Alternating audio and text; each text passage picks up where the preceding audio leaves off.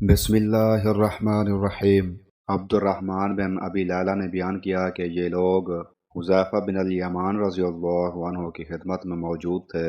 انہوں نے پانی مانگا تو ایک مجوسی نے ان کو پانی چاندی کے پیالے میں لا کر دیا۔ جب اس نے پیالہ ان کے ہاتھ میں دیا تو انہوں نے پیالے کو اس پر پھینک کر مارا اور کہا، اگر میں نے اسے بارہا اس سے منع نہ کیا ہوتا کہ چاندی سونے کے برتن میں مجھے کچھ نہ دیا کرو۔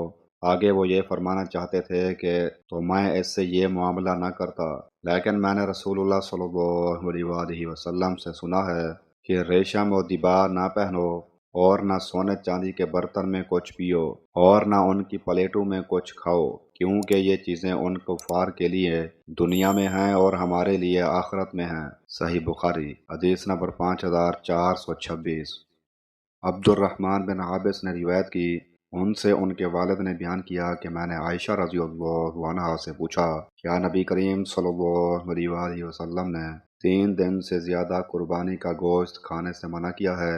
انہوں نے کہا کہ حضرت صلی اللہ علیہ وسلم نے ایسا کبھی نہیں کیا، صرف 1 سال اس کا حکم دیا تھا جس سال قحط پڑا تھا۔ حضرت صلی اللہ علیہ وسلم نے چاہا تھا اس حکم کے ذریعے کہ جو مال والے ہیں وہ گوشت محفوظ کرنے کے بجائے محتاجوں کو کھلا دیں، اور ہم بکری کے پائے محفوظ رکھ لیتے تھے اور اسے 15 دن بعد کھاتے تھے۔ ان سے پوچھا گیا کہ ایسا کرنے کے لیے کیا مجبوری تھی؟ اس پر ام المؤمنین رضی اللہ عنہا ہنس پڑیں اور فرمایا، آل محمد صلی اللہ علیہ وسلم نے سالن کے ساتھ گیہوں کی روٹی 3 دن تک برابر کبھی نہیں کھائی، یہاں تک کہ آپ اللہ سے جا ملے۔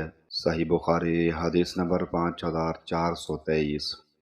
حضرت ابو موسیٰ اشعری رضی اللہ عنہ نے بیان کیا کہ نبی کریم صلی اللہ علیہ وسلم نے فرمایا، مردوں میں تو بہت سے کامل ہوئے لیکن عورتوں میں حضرت مریم بنت عمران اور فرعون کی بیوی حضرت آسیہ کے سوا اور کوئی کامل نہیں ہوا، اور حضرت عائشہ رضی اللہ عنہا کی فضیلت تمام عورتوں پر ایسی ہے جیسے تمام کھانوں پر سرید کی فضیلت ہے۔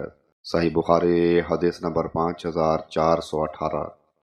حضرت ابو ہریرہ رضی اللہ عنہ نے بیان کیا کہ نبی کریم صلی اللہ علیہ وسلم نے فرمایا، سفر عذاب کا ایک ٹکڑا ہے جو انسان کو سونے اور کھانے سے روک دیتا ہے، بس جب کسی شخص کی سفری ضرورت حسب منشا پوری ہو جائے تو اسے جلد ہی گھر واپس آ جانا چاہیے۔ صحیح بخاری حدیث نمبر 5429۔